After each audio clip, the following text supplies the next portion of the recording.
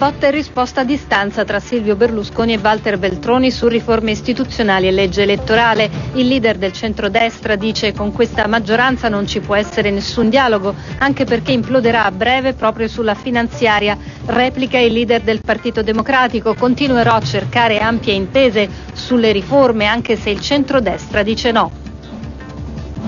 È durato 5 ore l'interrogatorio dei 3 fermati per l'omicidio della studentessa inglese Meredith Kercher. Amanda Knox, coinquilina della vittima, si è avvalsa della facoltà di non rispondere. Il suo fidanzato, Raffaele Sollecito, secondo quanto riferito dal legale, ha ribadito la sua innocenza, negando di essere in casa delle ragazze al momento dell'omicidio. Dello stesso tenore le dichiarazioni di Patrick Lumumba, il musicista congolese direttamente accusato da Amanda. Quella sera non si sarebbe mosso dal suo locale. Diversi elementi e testimonianze, secondo i legali, confermerebbero il suo alibi. Il GIP ha rimandato a domani la decisione sulla convalida degli arresti.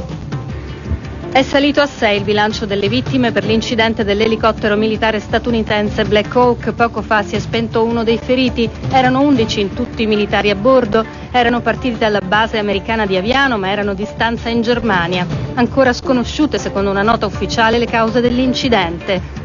Il caro petrolio infiamma i prezzi dei carburanti e scuote i mercati. In Italia gasolio vicino a €1,30, costa quasi quanto la benzina. L'OPEC promette un aumento della produzione di greggio mentre le borse perdono terreno. Banca Centrale Europea e Federal Reserve preoccupate che il rialzo del petrolio e il dollaro debole pesino su crescita e inflazione. E oggi è stato il giorno dell'addio al grande Enzo Biagi a Pianaccio, il paesino dell'Appennino bolognese dove il giornalista era nato e cresciuto. La bara ricoperta di rose rosse è stata salutata dagli applausi e accompagnata dalle note di Bella Ciao. Diverse le autorità e le personalità della cultura e del giornalismo presenti. Le esequie sono state celebrate dal cardinale Ersilio Tonini.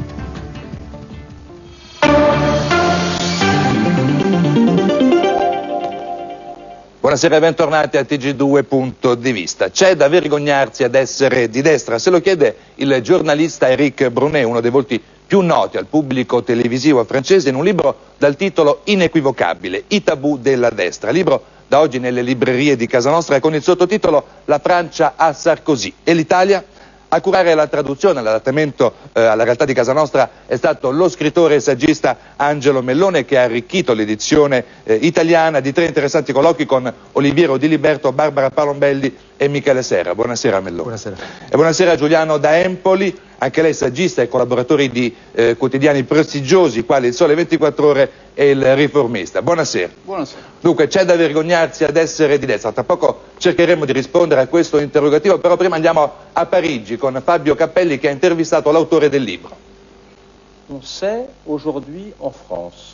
Oggi sappiamo che durante l'occupazione nazista in Francia 6 collaborazionisti su 10 venivano dal Partito Comunista e dal Partito Socialista. È un dato enorme, ma per 60 anni ci hanno raccontato il contrario, parlandoci solo delle colpe della destra.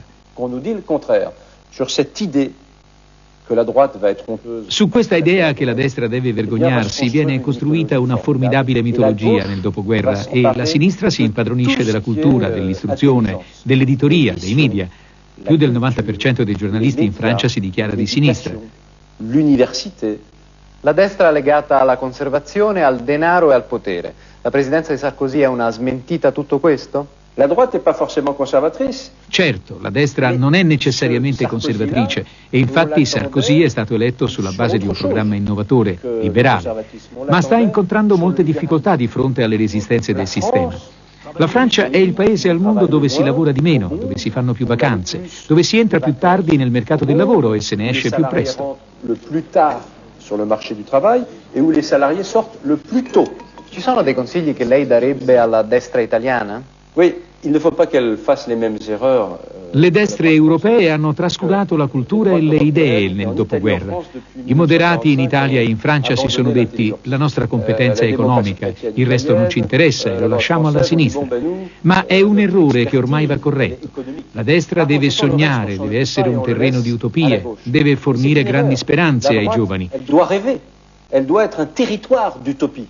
Elle doit fournire aux jeunes des espérances formidables. Bisogna capire che la cultura, il cinema, i media sono degli ambiti nei quali la destra ha piena legittimità. E allora Mellone, Brunet nel suo libro scrive: oggi in Francia si è di destra solo un giorno ogni qualche anno, sia il giorno delle elezioni. E in Italia? Il senso della traduzione di questo libro è esattamente questo, che ci siamo resi conto leggendolo che gli stessi problemi che Brunet ravvisa in Francia sono riscontrabili anche in Italia. In Italia è vero che, seppur non sempre la maggioranza dell'elettorato di centrodestra, ma è vero che il problema è analogo a quello francese, cioè il giorno dopo le elezioni ci ritroviamo con una rappresentazione pubblica della vita collettiva italiana che in gran parte è governata da mezzi di informazione, da soggetti collettivi che rispondono a logiche di sinistra. Quindi sì, cioè il problema è questo, il problema è che la destra, pur essendo spesso maggioranza politica, è minoranza nella rappresentazione pubblica della vita dell'Italia. Giuliano da Empoli, se lo chiedeva già Giorgio Gaber alcuni decenni or sono, ma cos'è la destra oggi e cos'è la sinistra? Beh, questa è una domanda abbastanza vasta alla quale penso che molti vorrebbero poter rispondere. Io credo che in Italia una vera grande differenza ideologica tra la destra e la sinistra non esista, anche perché noi siamo arrivati al bipolarismo in un momento molto particolare, cioè ci siamo arrivati quando le ideologie finivano. Ecco, in un paese come la Francia il bipolarismo e quindi la frattura tra destra e sinistra è sedimentata nel tempo e esiste almeno alla fine degli anni 50.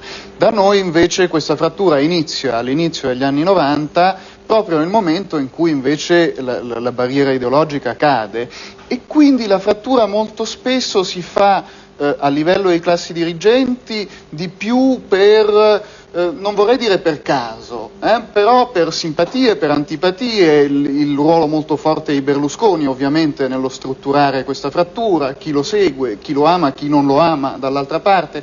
Ecco, sono spesso delle motivazioni che non è che siano proprio culturali o ideologiche. Beh, no, lo diceva poco fa, lei sostiene anche in questo libro che in Italia la destra è sottorappresentata nel mondo della cultura, dell'istruzione, dell'informazione, dei media in generale. Sì, come diceva da Empoli prima, bisogna aggiungere anche un altro problema, che spesso il bipolarismo delle idee in Italia non è tra sinistra e destra, ma è tra sinistra e berlusconismo, ma non è la stessa cosa. La sinistra culturale, la sinistra nei mezzi di informazione ha una visione, per quanto post-ideologica, ancora fortemente strutturata della società. Il berlusconismo è una filosofia commerciale. Allora spesso questo tipo di confusione che viene fatta tra destra e berlusconismo ingenera una serie di equivoci. In quel libro, il libro che lei ha in mano, c'è un'intervista a Mr. X, è un insegnante francese discriminato soltanto per le sue idee. Può accadere anche in Italia? Non forse nelle forme così drammatiche che così dipinge Brunet, ma certamente ci sono alcuni settori della vita collettiva, il pubblico impiego, i sindacati, il mondo della scuola, il mondo dell'educazione, il mondo dell'editoria, di tutta l'editoria, anche il mondo dell'informazione, dove ancora oggi essere di destra, stare a destra può costituire un grande problema. Il mondo della scuola sì, certamente. Brunet, da Empoli, perché questo accade?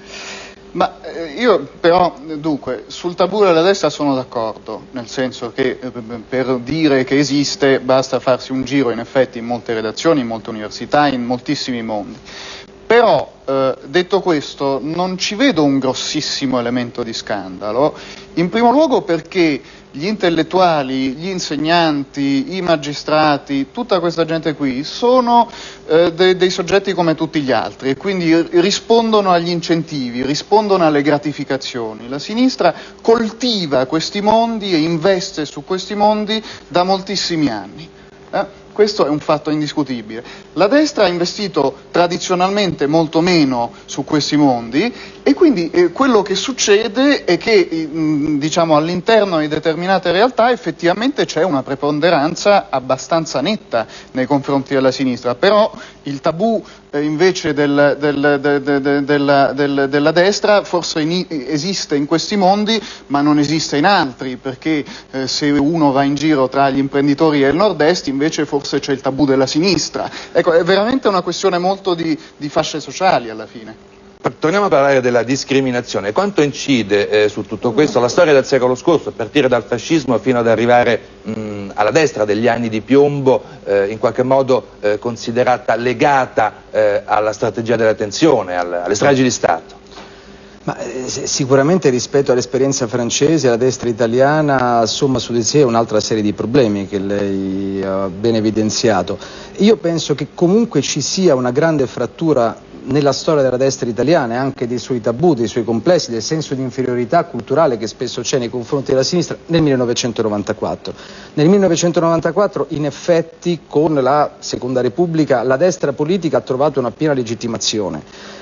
Non è stato fatto accanto un analogo lavoro di mobilitazione di energie, di idee, di progetti nel campo culturale, nel campo dell'informazione. Non penso che oggi ci sia un problema di memoria della destra, per cui se qualcuno oggi dice sono di destra si pensa immediatamente al problema del fascismo, degli anni di piombo. Penso che quelli siano problemi superati. I problemi sono proprio sul presente, cioè sul fatto che ancora oggi, come dire, l'intellettuale di destra viene più spesso considerato una specie di panda, un soggetto non in via di estinzione ma anche di proliferazione, non un soggetto che abbia, come dire, una patente per poter dibattere liberamente. Siamo in chiusura, il sottotitolo di quel libro, La Francia, Sarkozy e l'Italia, punto di domanda. Mellone. L'Italia c'è ancora tanto lavoro da fare, deve essere fatto da destra, la destra deve liberarsi dei suoi stereotipi, cioè immaginare che dire qualcosa di destra non significa portare le stampelle a una senatrice o rappresentare le viscere del paese, ma significa fare in primo luogo un lavoro culturale. Per il resto, insomma, non penso che ci siano grandi problemi ancora di legittimazione, bisogna lavorare tanto sul piano delle idee, questo sì. Da Empoli. Intanto avere gli intellettuali alla propria parte e la cultura alla propria parte politicamente non sempre è stato un vantaggio, storicamente, anzi si è rivelato molto spesso un handicap. Detto questo, per quanto riguarda il Sarkozy italiano, quello che colpisce la trasformazione francese è la rapidità con la quale è avvenuta, nel senso che c'era un panorama politico che era bloccato, che è stato bloccato per 12 anni e poi è successo qualche cosa. Questo è un elemento di speranza, nel senso che vuol dire che con la forza delle idee qualche cosa si può fare. Grazie ai nostri giovanissimi ospiti, grazie a voi per averci seguito anche questa sera. TG2 Punto di Vista torna domani, buonanotte.